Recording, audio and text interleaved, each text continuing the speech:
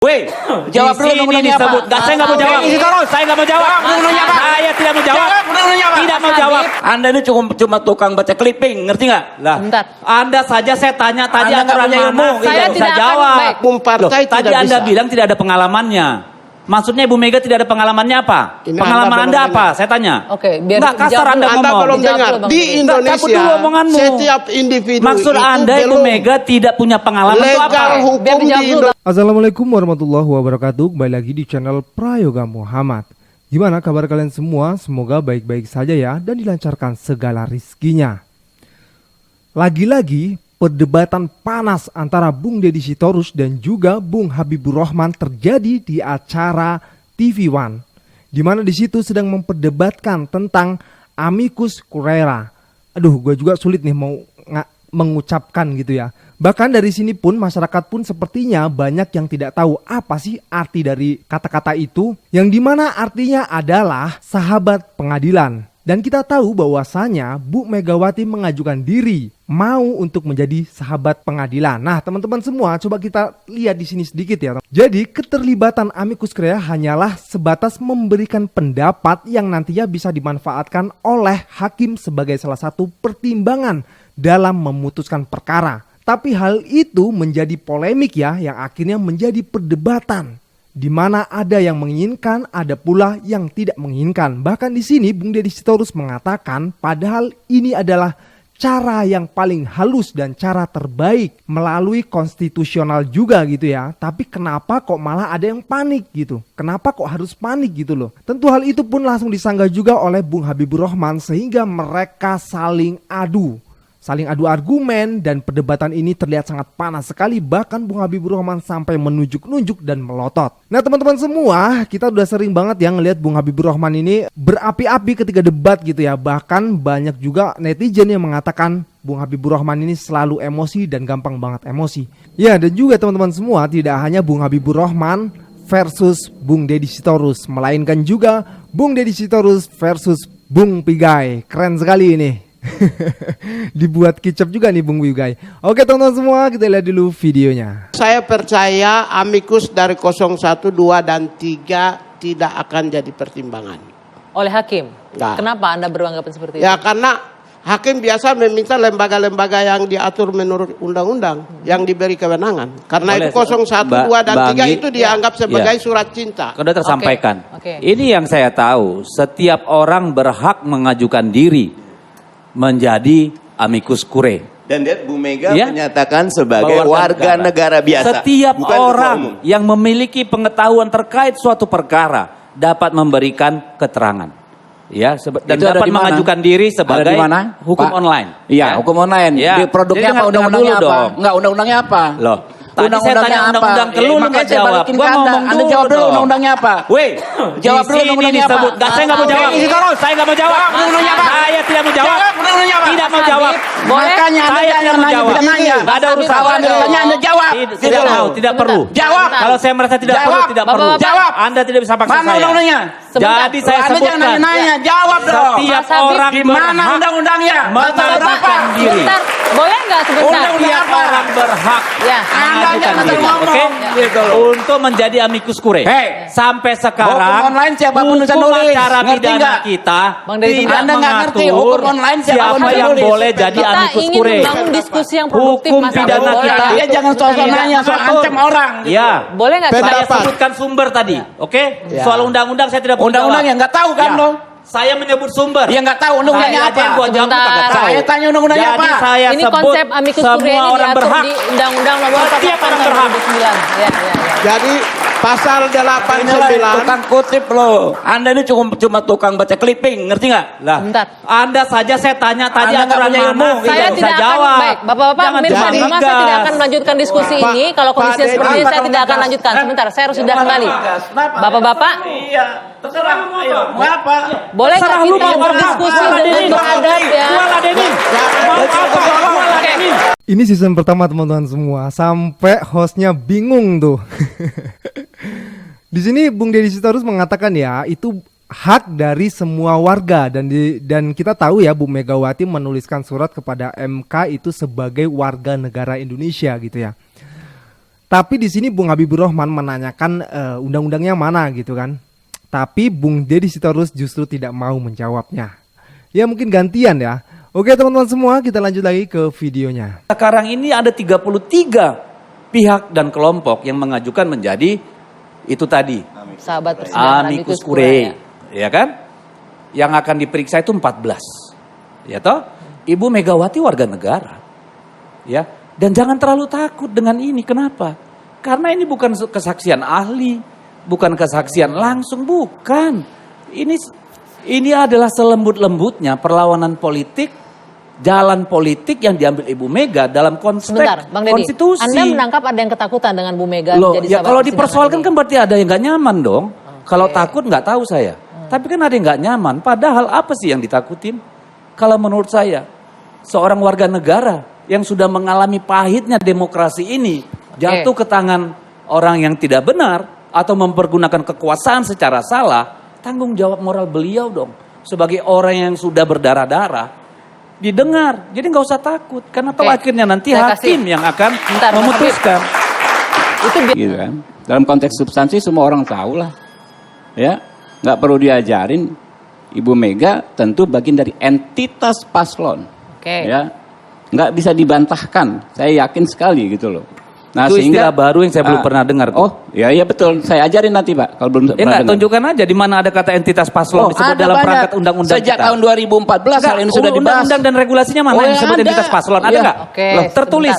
Bukan persoalan Peraturan KPU kah? dipraktekkan di AMK sejak tahun 2014. Bentar dulu dong, Oh, tunjukkan ini orang nggak saya. ngerti Tadi- hukum. Sebentar. Jangan cuma ngomong nanti aja. Ini orang nggak ngerti hukum. Sekarang Orang mana? nggak- Sejak ya Pilpres 2014 disampaikan oleh yang namanya Irman Putra Sidin, entitas paslon. Prabowo waktu itu berpasangan dengan Hatta.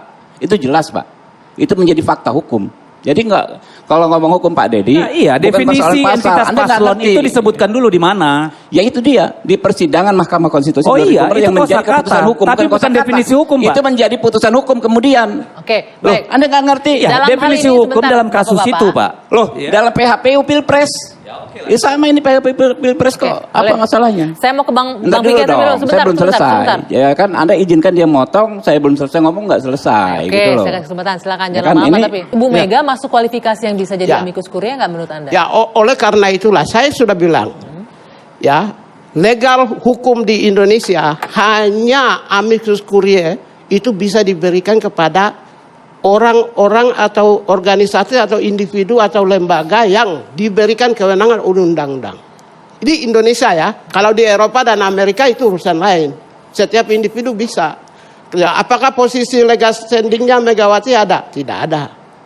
Karena tidak ada pengalaman di Indonesia. Saya mau kasih contoh. Kenapa Haris dan Maksudnya Fathia? nggak ada Dengar dulu. pengalaman gimana? Enggak, Anda tidak tahu, dengar Iya. dulu. Nggak, ya, Anda Kenapa tidak Haris baca dan sama begini? dengan saya. Kenapa Haris Kenapa dan Anda Fathia mengatakan tidak Ibu minta? Mega tidak punya Begini, pengalaman? Rakyat biasa pun boleh jadi amicus curiae. dari Di mana statusnya ada sebagai larangannya? ketua umum partai tidak Di bisa. mana ada larangannya? Ibu Mega tidak boleh jadi amicus sebagai curiae. ketua umum Loh, partai tadi tidak Anda bisa. bilang tidak ada pengalamannya.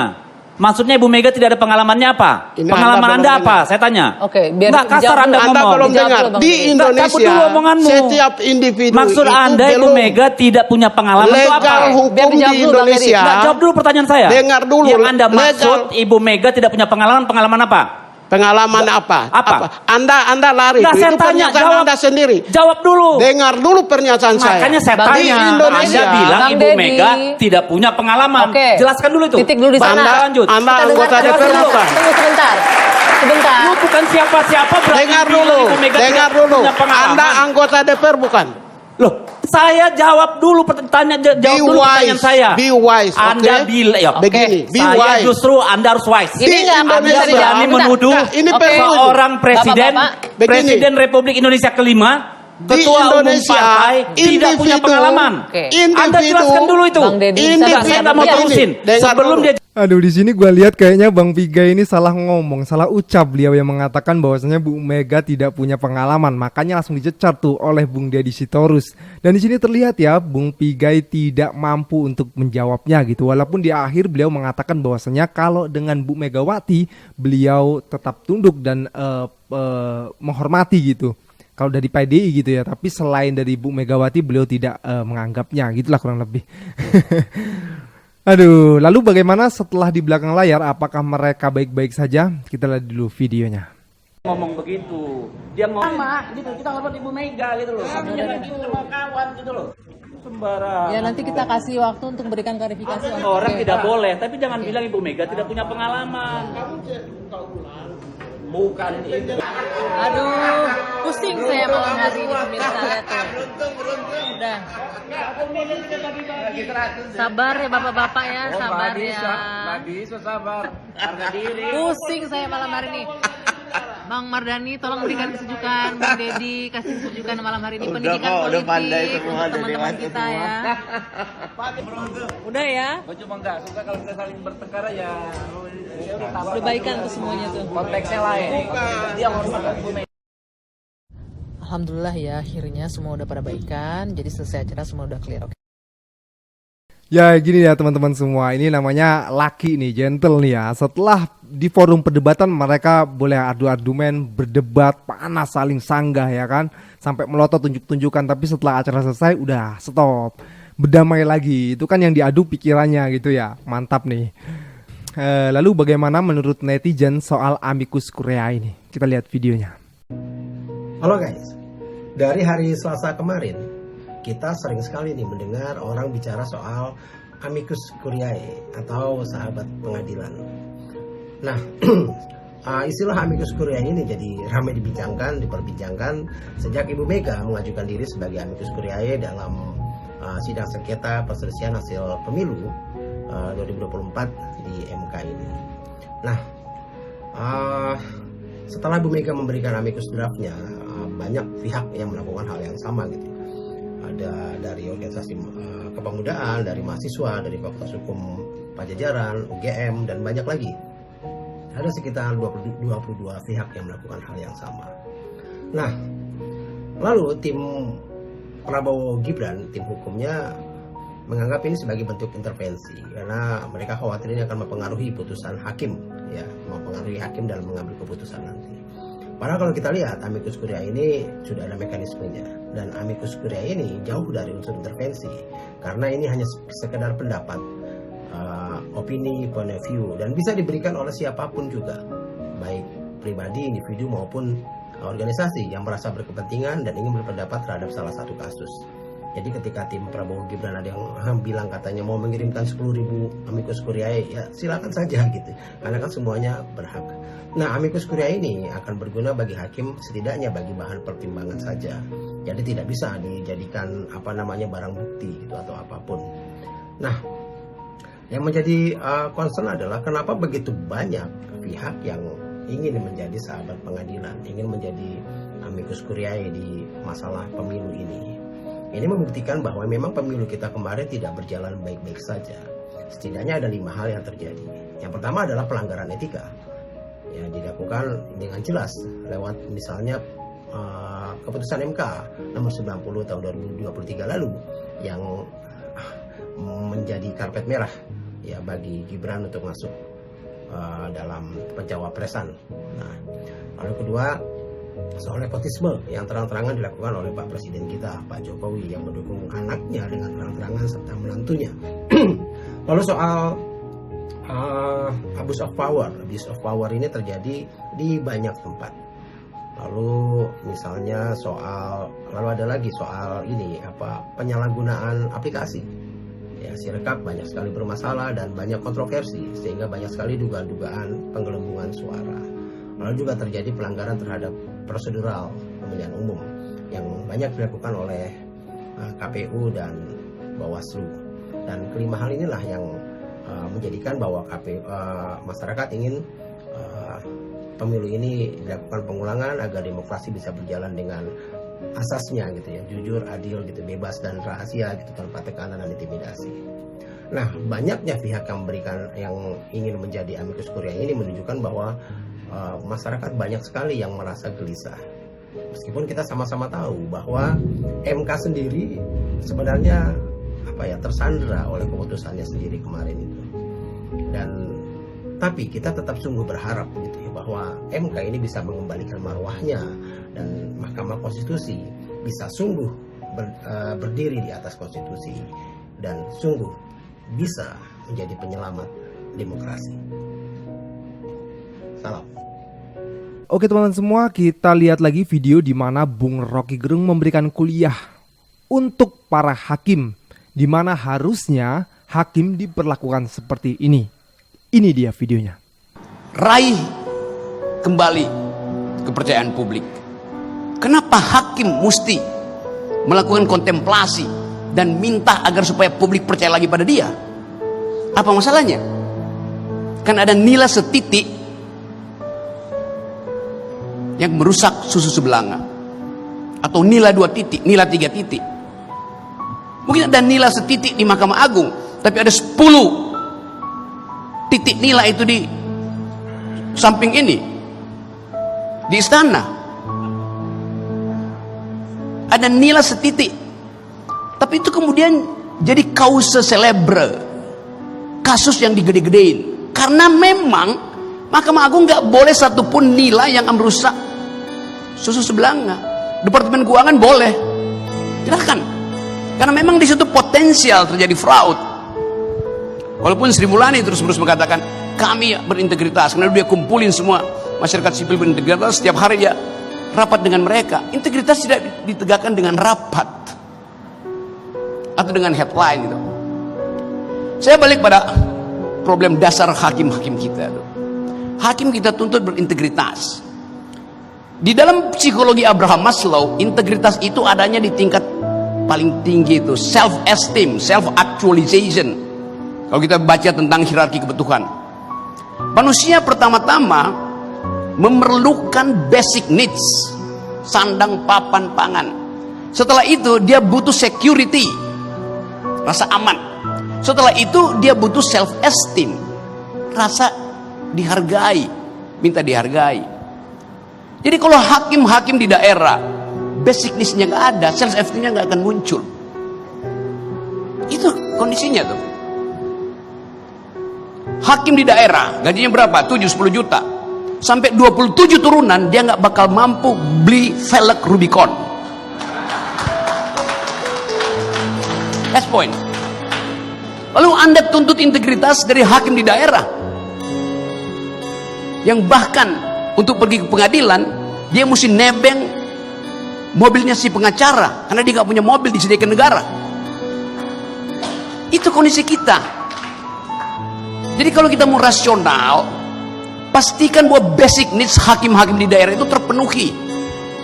Jangan kasih dia rumah, nggak kasih dia sofa. Dia nggak punya lemari.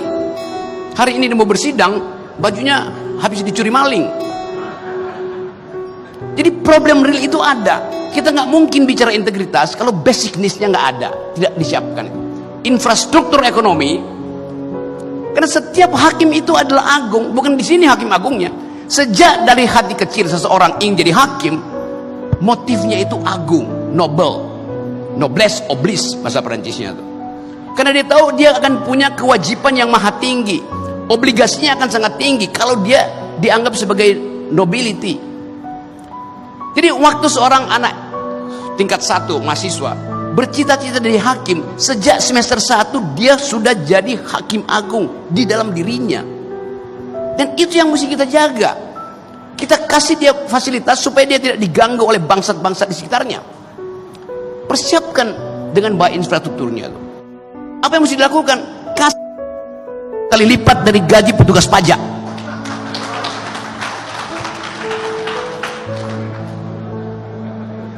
Saya serius ucapin itu. 30 kali lipat. Karena hakim memproduksi keadilan, petugas pajak merampok keadilan.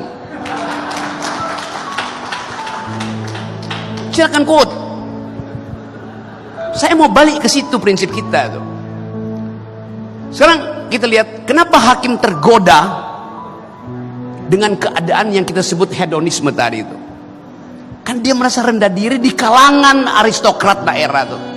Kalau ada pertemuan semacam ini, hakimnya duduk di belakang, yang di depan anggota DPR, bupati, polisi segala macam, yang maling semua di situ.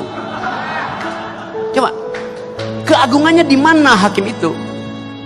Mulailah bikin semacam SOP, hakim harus duduk di depan, karena kemuliaan ada pada dia tuh. Kan kita lihat kan, hakim nggak pernah diminta untuk kasih apa namanya kata pengantar untuk perkawinan lah, pembukaan bagi-bagi BLT segala macam tuh. Tapi hakimnya datang, minder dia di belakang. Padahal di dunia dari abad ke-100 sebelum Masehi, hakim itu ada Nobel, orang utama, aristokrat itu. Nah, kita mau ubah prinsip-prinsip itu supaya kita lega mengatakan bahwa ini negara hukum. Negara hukum artinya hakim dimuliakan dari sejak dia berpikir untuk jadi hakim.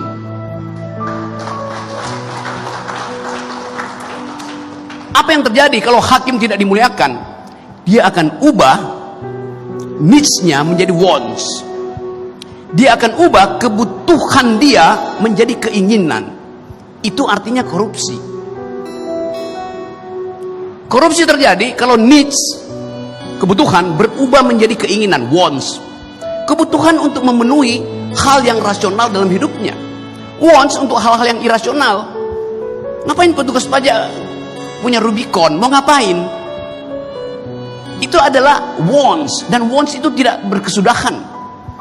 Kenapa hakim terjebak di dalam paradigma itu? Karena dia melihat wants itu lebih penting dari needs. Dan itu yang kita ingin ajarkan. Saya ingin supaya Mahkamah Agung itu mengatur sendiri gaji hakim yang gak usah ditentukan Departemen Keuangan. Iya. Kenapa Menteri Keuangan bisa tentukan sendiri gaji pegawainya yang di 3-5 kali lipatkan dari ASN yang lain? Kenapa Mahkamah Agung enggak? Jadi sekali lagi teman-teman, saya ingin agar supaya pertemuan hari ini, hari ulang tahun IKAHI, kita ulangi janji kita bahwa kita dari awal sudah adil. KPK aja yang nggak ngerti keadilan. Nih ada pengawasnya. Anda lihat di atas gedung KPK apa tulisannya itu? Jujur itu hebat. Lo itu menghina hakim. Kenapa disebut hebat? Memang jujur itu dasar saya mau jadi hakim. Nggak usah disebut hebat. Saking kehilangan narasi, kita mesti bikin dalil-dalil ajaib semacam itu. Saya dosen, saya terhina kalau disebut jujur itu adil, jujur itu hebat. Dari awal saya jujur. Kalau mahasiswa saya bodoh, saya kasih nilai bodoh. Kalau pintar, saya kasih nilai pintar. Tapi yang terjadi, orang yang paling bodoh di kelas saya bisa jadi pimpinan BUMN. Ngaco kan jadi. Jadi sekali lagi teman-teman, selamat memuliakan kembali status kita sebagai hakim. Dan saya ingin tuntut satu waktu nanti bahwa dari dalam gedung ini orang lihat bahwa keadilan akhirnya bersemai kembali. Terima kasih. Luar biasa sekali ya, 7 menit beliau ceramah gitu ya. Tapi isinya memang daging semua, mantap sekali. Inilah salah satu contoh Bung Roky Gerung bermanfaat untuk negeri ini, di mana beliau bisa memberikan ilmu-ilmunya, narasinya yang keren-keren sekali, gagasannya, visi misinya yang mantap, yang bisa ditularkan untuk orang lain. Bahkan beliau bisa memberi kuliah dimanapun loh, tidak hanya di kampus tapi dimanapun. Jadi mudah-mudahan Bang Hotman Paris melihat video ini ya. Kira-kira Bang Hotman Paris bisa nggak ya kalau kasih kuliah seperti ini? Karena masih berlanjut terus ini, netizen masih mengawal antara Bung Roky Gerung versus Bang Hotman Paris. Dan nanti kita akan buatkan videonya lagi. Oke teman-teman semua, gue rasa cukup. Jangan lupa untuk berikan komentar dan kritikan kalian di bawah ini. Jangan lupa juga untuk like, subscribe channel ini. Sekian dari gue, Prayoga Muhammad. Wassalamualaikum warahmatullahi wabarakatuh.